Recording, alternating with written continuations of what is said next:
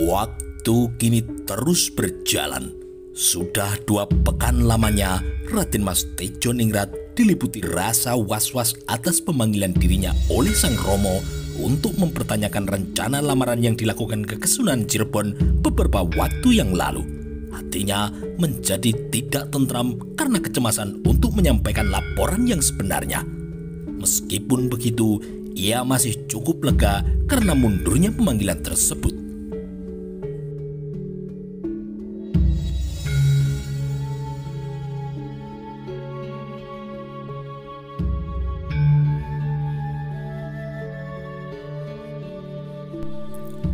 Sebilah keris pusaka yang dipinjamkan sepulang dari Cirebon kini masih saja terselip di pinggangnya.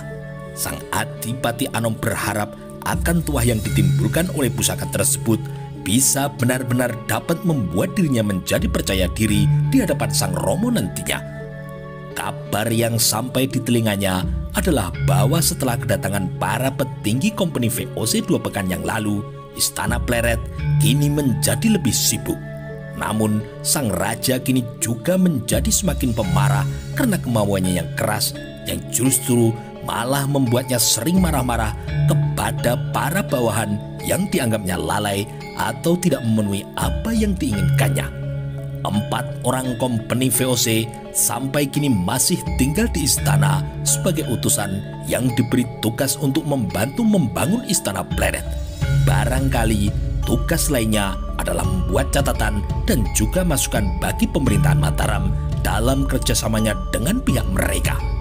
Sunan Amangkurat Agung sangat menginginkan agar Ujung Brang Wetan dapat ditundukkan dan menjadi wilayah Mataram sehingga seluruh pulau Jawa Dwipa berada dalam kekuasaan dan genggamannya. Kedatangan para petinggi kompeni VOC kabarnya adalah untuk membahas perdagangan, terutama sewa menyewa tanah dan pelabuhan di pesisir utara.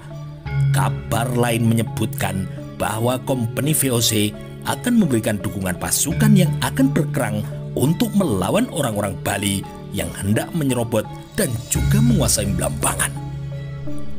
Kedatangan kompeni VOC pun juga membawa berkah tersendiri bagi Adipati Anom karena beberapa hari yang lalu ada utusan dari istana yang membawa hadiah-hadiah untuknya yang diberikan oleh kompeni VOC kepada sang putra mahkota Mataram itu.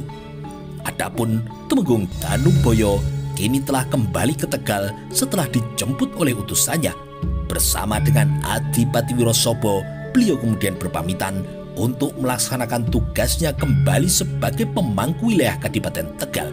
Barangkali hal tersebut lebih baik lagi dikarenakan bekas patih pada zaman Sultan Agung itu menjadi tidak suka mendengar kabar tentang hubungan Amangkurat Agung yang semakin dekat dengan pihak kompeni VOC. Apalagi tersiar kabar bahwa hampir seluruh pelabuhan pesisir utara telah disepakati untuk dikelola oleh VOC. Rupanya sesepuh Mataram itu pun juga menyayangkan keputusan yang dianggapnya justru akan merugikan pihak Mataram sendiri. Namun Amangkurat Agung lebih menginginkan terima matangnya saja dengan perjanjian yang akan diberi upah besar setiap tahunnya dari penyewaan pelabuhan-pelabuhan tersebut. Dengan berat hati, sang putra mahkota pun kini melepas kepergian orang tua yang sudah dianggapnya sebagai kakeknya sendiri itu. Kini berarti ia harus menghadapi masalah itu sendiri tanpa adanya orang yang bisa diandalkan untuk membelanya jika kemudian berhadapan dengan sang Raja Mataram. Adipati Anom dan seluruh Tumenggung pendukungnya tahu bahwa Sinuwun Amangkurat Agung tidak suka dengan sikap para sesepuh Mataram yang sering kali memojokkan dirinya, terutama sikap penentangan akibat terlalu jauh berhubungan dengan pihak kompeni VOC. Begitupun dengan sikap dari Tumenggung Danuboyo dan beberapa sesepuh lain saudara dekat dari Sultan Agung Suwargi. Sebenarnya para sesepuh tersebut hanya sebatas memberikan pesan sebagaimana amanat yang pernah disampaikan oleh Sultan Agung agar para keturunannya tidak berhubungan dengan orang-orang asing itu. Semua itu dikarenakan agar kepentingan Mataram tidak dirongrong kewibawaannya oleh bangsa asing. Namun rupanya Zaman telah berganti. Sinuwun Amangkurat Agung menganggap bahwa mereka tidak berniat merongrong kewibawaan dirinya selaku seorang Raja Mataram. Sultan Agung adalah Sultan Agung, dan Sinuwun Amangkurat Agung adalah Sinuwun Amangkurat Agung sendiri yang tentu saja berbeda wataknya. Amangkurat Agung tidak ingin disamakan atau dibanding-bandingkan dengan romonya. Itulah yang membuatnya sering jengkel karena kebijakan yang telah diputuskan dalam hal mengatur negara senantiasa direcoki oleh kepentingan-kepentingan para sesepuh itu. Bahkan Sinuwun Amangkurat Agung sendiri akhirnya menganggap bahwa mereka hendak berniat menjatuhkan dan juga menggulingkan kekuasaan Mataram dari tangannya. Terbukti di masa-masa awal pemerintahannya, mereka hendak melakukan pemberontakan dengan jalan menggunakan Raden Mas Alit, adiknya sendiri, sebagai alat sehingga dia menjadi korban tumbal kepentingan mereka. Menurutnya, melakukan hubungan dengan pihak kompeni VOC justru adalah menguntungkan. Setidaknya, mereka memberikan upeti yang lebih kepada pihak Mataram, terutama bagi dirinya sendiri. Hal itu berupa barang-barang dari negeri-negeri Eropa yang tidak ditemukan di tanah Jawa. Begitupun sebenarnya bagi Raden Mas Tejoningrat selaku seorang Adipati Anom yang menganggap hubungan dengan pihak orang asing itu adalah sah saja asalkan dapat menguntungkan bagi pihak Mataram. Setidaknya selama ini pula dia turut mendapatkan hadiah dari orang-orang Walanda itu, kain bludru, permadani dan sutra yang halus, perabotan dan barang pecah belah mewah dari perak, juga binatang-binatang peliharaan yang bagus-bagus diberikan dari mereka untuknya. Hal yang sama juga diberikan untuk adik-adiknya yang beranak ibu sesama keturunan dari Amangkurat Agung. Hampir semua keturunan dari Amangkurat Agung tidak terpengaruh dengan kedatangan hubungan romonya dengan kompeni, sebagaimana yang kini dikhawatirkan oleh para sesepuh itu. Hanya saja yang dirasakan oleh Adipati Anom adalah bahwa semakin usianya beranjak dewasa, hubungan dengan para adiknya itu seperti berjarak. Hubungan kakak beradik itu terasa begitu asing dan hambar, seperti ada sekat yang sengaja dibuat untuk menghalangi mereka saling bertemu dan berkumpul sebagaimana lumrahnya keluarga. Ingatannya kemudian mengembara pada peristiwa-peristiwa sebelumnya. Terlintas gambaran perempuan ayu yang telah membuat darah keremajaannya bergetar, perempuan muda nan anggun yang telah membuat jantungnya bergetar hebat jika memandangnya. Dia adalah cinta pertama yang sulit untuk dilupakan begitu saja.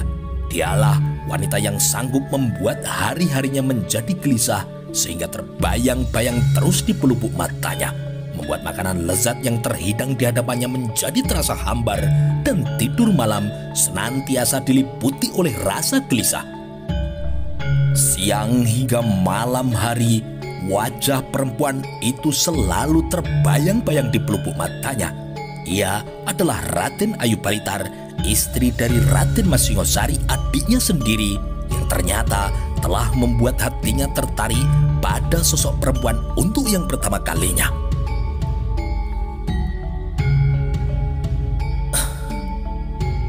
Mengapa aku jatuh cinta kepada istri adikku sendiri? Mengapa Romo dulu malah menjodohkan gadis cantik itu dengan Dimas Singosari, bukan kepada anak sulungnya ini? Sebenarnya, jika dulu diperkenalkan padaku, aku pun tentu akan mengiyakan jika harus menikahi putri dari Brangwitan itu. Romo selalu saja lebih mementingkan kepentingan kekuasaannya dengan menjodohkan Dimas Singosari dengan putri dari telatah Balitar itu, karena ada pertalian darah yang lebih dekat dengan garis ibunya. Apa aku salah jika cintaku jatuh pada dirinya? Toh putri Balitar itu juga menerima kedatanganku. Raden Mas Tejoningrat kini membiarkan kenangan-kenangan masa lalunya datang menghampiri pikirannya kembali, terutama tentang putri cantik yang hingga kini masih saja didambakan dan dirindukannya. Teringat ketika dirinya tidak kuasa lagi merasa gelisah untuk bertemu dengan sang putri pujaan hatinya. Diam-diam ia menyelinap masuk ke dalam wilayah dalam Keputren Singosaren, tempat dari Raden Ayu Balitar tinggal bersama dengan suaminya. Keremajaannya tidak dapat dibendung lagi demi dapat berjumpa dengan wanita dambaan hatinya. Bersama dengan orang-orang kepercayaan yang bertugas mengawal dan juga menjaga keselamatan dirinya, pada malam itu ia mengendap-endap memasuki kediaman dari sang adik. Dari orang-orang kepercayaannya itu pula, ia telah mendapat kabar bahwa pada malam Jumat itu Raden Mas Singosari sedang pergi keluar tempat tinggalnya untuk belajar mengaji di surau guru pembimbingnya. Maka kesempatan tersebut tidak disia-siakan begitu saja demi dapat bertemu dan memadu kasih dengan wanita idaman hatinya. Pada malam itu pula petualangan cinta kemudaannya dilaksanakan demi hasrat kerinduan di hatinya. Tidak sadar bahwa malam kini semakin merangkak jauh di tempat terlarang itu. Keduanya terlena dalam gelekar cinta remaja yang mengasihkan. Tejo Ningrat benar-benar lupa diri bahwa wanita yang sedang dirawinya itu adalah istri dari adiknya sendiri. Dia seperti tidak peduli, toh wanita itu pun juga menyukai dirinya menurut penuturan sang pujaan hatinya itu. Raden Ayu Balitar pun tidak menampik cinta dari Adipati Anom yang diutarakan karena ia lebih menyukai dirinya daripada Raden Mas Singosari, suaminya sendiri yang sah. Kakang, andai saja dulu aku ditakdirkan dipertemukan denganmu, tentu aku akan lebih memilihmu untuk menjadi suamiku. Betapa hari-hariku menjadi menyenangkan jika setiap saat Kakang bersanding denganku. Raden Mas Tejo Ningrat benar-benar tersanjung dan terlena sehingga enggan untuk meninggalkan Raden Ayu Balitar. Ia benar-benar terlena dalam suasana cinta, lupa bahwa saat itu dirinya sedang berada di tempat yang terlarang karena semua orang pun akan menganggapnya sebagai maling kuno. Tentu perbuatannya akan dianggap lancang karena telah merusak pagar ayu rumah tangga orang lain, merusak hubungan rumah tangga adiknya sendiri.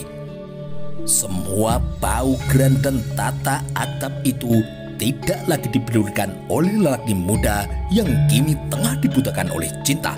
Bahkan jika perlu agar dapat membawa pujaan hatinya, ia pun berani berbuat apapun termasuk membunuh sang adik. Namun rayuan kesungguhan itu justru membuat kegelisahan, kebingungan, dan juga ketakutan bagi Raden Ayu Balitar karena rupanya dia tidak dapat memungkiri kenyataan di hatinya.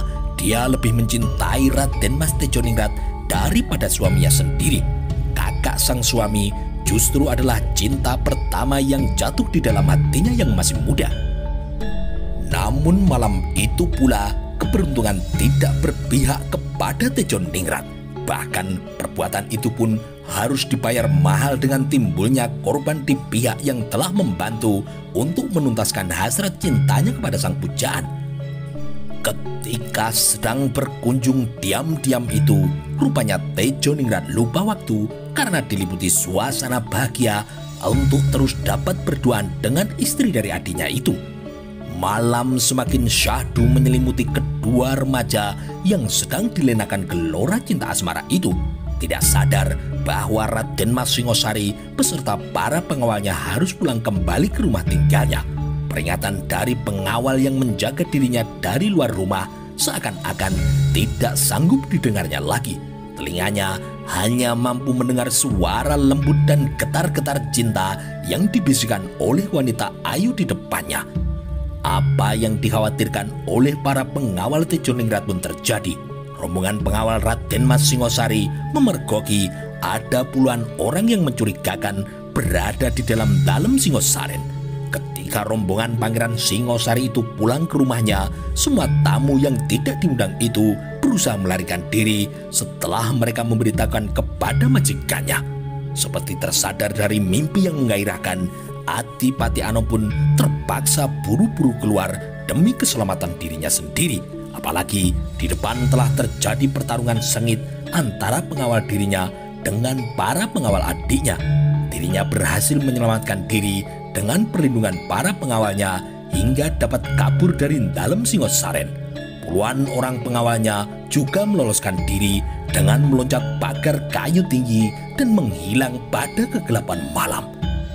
Hal lain kini terjadi dengan Raden Dobras, putra Pangeran Pekik dari Raden Ayu Lamongan, yang malam itu pun turut bersama mengawal Adipati Anom. Karena ia dan kelima orang kelompoknya tidak sempat kabur, maka mereka kemudian ditangkap oleh Pangeran Singosari dan pengawalnya. Raden Dobras tidak mau mengkhianati sang putra mahkota dengan tidak mau menjawab pertanyaan-pertanyaan yang diajukan kepadanya. Karena diliputi kemarahan, Raden Singosari pun menikam dengan kerisnya. Jenazah mereka selanjutnya diam-diam dikuburkan di belakang rumah. Peristiwa tersebut tidak membuat geger karena Raden Mas Singosari memang sengaja tidak memukul kentongan tanda bahaya sebagaimana kebiasaan yang berlaku pada saat itu. Namun seiring berjalannya waktu, perkara keributan yang terjadi di dalam Singosaren pada malam itu akhirnya tercium pula sampai ke dalam istana. Permasalahan tersebut kemudian juga diketahui oleh sang raja. Apalagi dengan gegernya pihak keluarga Pangeran Pekik yang merasa kehilangan anaknya. Mau tidak mau, pihak-pihak yang terlibat pun kini dipanggil. Kemudian perkara itu disidangkan di hadapan sang Raja Mataram. Kedua anaknya itu kini saling membela diri, termasuk Tejoningrat yang berusaha menyelamatkan diri dan berkelit dari perbuatannya. Dia bahkan berbalik menuduh Raden Mas Singosari yang mengundang orang-orangnya untuk makan di rumahnya, namun yang diundang tersebut tidak pulang kembali ke dalam Surabayan, tempat tinggalnya. Pangeran Singosari menyangkal dengan menyatakan bahwa saat pulang malam dari masjid, dia menjumpai beberapa pencuri yang masuk ke dalam Singosaren. Lalu ia kemudian mengejar dan membunuhnya. Awalnya ia tidak mengenal asal-muasal orang yang sedang dibunuhnya. Mereka semua mengenakan penutup wajah dari kain yang gelap. Baru setelah keenam orang itu mati, ia mengetahui salah satunya adalah Raden Dobras, putra dari Pangeran Pekik. Saat sidang itu, Sunan Amangkurat Agung bertanya kepada para abdi dalam Raden Mas Singosari yang malam itu menjaga tempat tinggalnya, apakah pada malam itu terjadi keributan. Mereka pun menjawab tidak mendengar apa-apa. Wajar jika para abdi dalam penjaga tempat tinggal Pangeran Singosari tidak mendengar keributan, karena semua itu berkat aji sirep yang ditebarkan oleh para pengawal Raden Mas Tejoningrat agar perbuatannya menjadi aman dan tidak diketahui oleh para penjaga. Berdasar penuturan tersebut, maka sang raja menyatakan bahwa Adipati Anom tidak bersalah. Jika memang benar-benar terjadi peristiwa yang menjadi pembicaraan banyak pihak itu, tentunya para abdi dalam Singosaren akan membunyikan kentongan sebagai tanda bahaya. Anehnya, setelah keputusan itu melalui selir seorang mantri kepercayaan, Amangkurat Agung justru memerintahkan untuk membunuh 34 orang abdi Pangeran Singosari. Keputusan tersebut pun kini menimbulkan keherangan dari banyak pihak.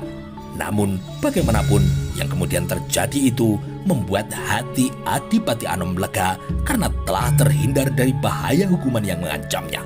Masalah pun dianggap telah selesai dan berlalu seiring dengan berjalannya waktu. Lamunan Adipati Anom semakin mengembara lebih jauh lagi. Kali ini ia membayangkan kejadian-kejadian yang terjadi di Istana Pleret. Ia membayangkan hubungan kekeluargaan antara romonya yang beristri banyak. Tidak dapat dipungkiri lagi bahwa para istri Amangkurat Agung itu pun seperti saling membenci satu sama lain. Mereka saling bersaing atau diam-diam bermusuhan meskipun tidak begitu kentara. Padahal mereka hidup dan tinggal dalam satu benteng keputusan yang sama, hanya berlainan rumah saja. Adipati Anom tahu bahwa mereka memiliki kepentingan mereka masing-masing, terutama agar anak lelakinya mendapatkan kasih sayang lebih dari sang ayah, dengan harapan kelak akan mendapat kedudukan yang baik sebagai pangeran calon pewaris tahta Mataram. Sikap kebencian tersebut sangat jelas terlihat olehnya terhadap Ratu Wetan yang telah dinobatkan sebagai permaisuri raja.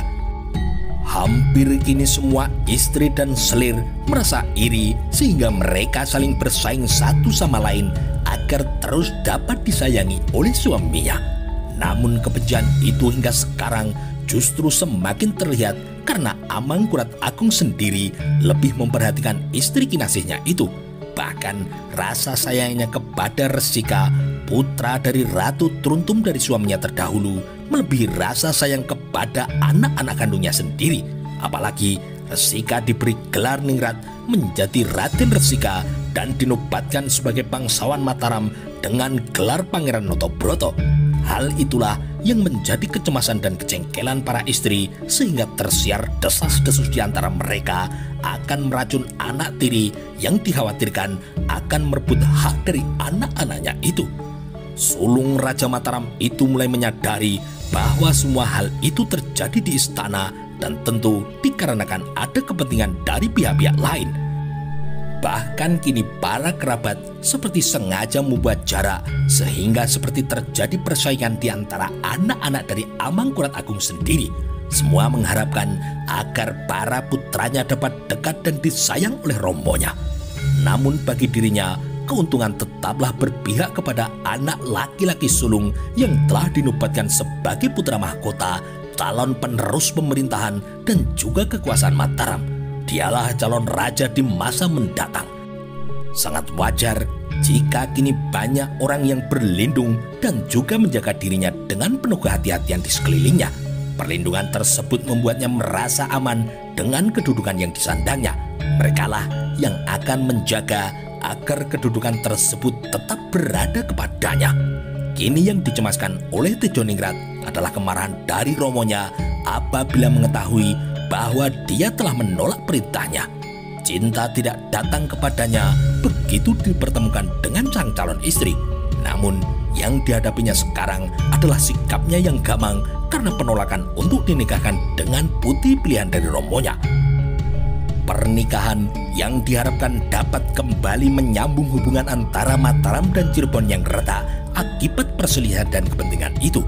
Kecemasan yang semula tidak disadari adalah soal kedudukannya sebagai putra mahkota. Dikarenakan persoalan itu, pikirannya kini menjadi kalut. Mungkinkah jika romonya murka karena perintahnya tidak dipatuhi, maka kemudian ia akan mencabut kedudukan Tejoningrat sebagai Adipati Anom dan menyerahkan kedudukan itu kepada adik-adiknya yang lain.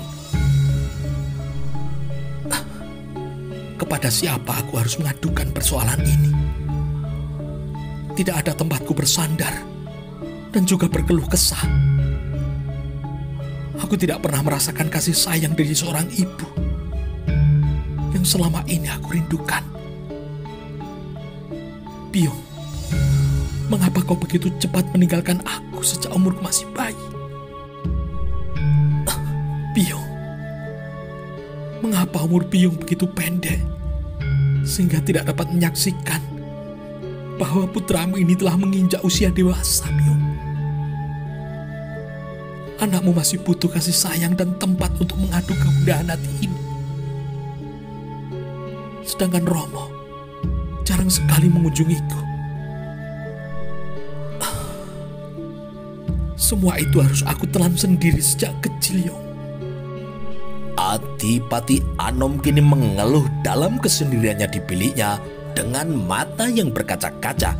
Hatinya terasa remuk jika teringat akan dirinya yang menjadi anak piatu. Untunglah kakek dan neneknya senantiasa mencurahkan rasa kasih sayang selayaknya kedua orang tua sendiri. Mereka berdua adalah orang tua mendiang ibu kandungnya yang telah wafat 2 bulan setelah kelahirannya. Kakeknya yaitu Pangeran Pekik yang juga adalah Adipati Surabaya bersama sang nenek Raden Ayu Sekar Pandansari telah berperan besar dalam membesarkannya. Curahan kasih sayang keduanya begitu berlebih sehingga apapun yang dimauinya akan senantiasa diupayakan agar dapat terpenuhi.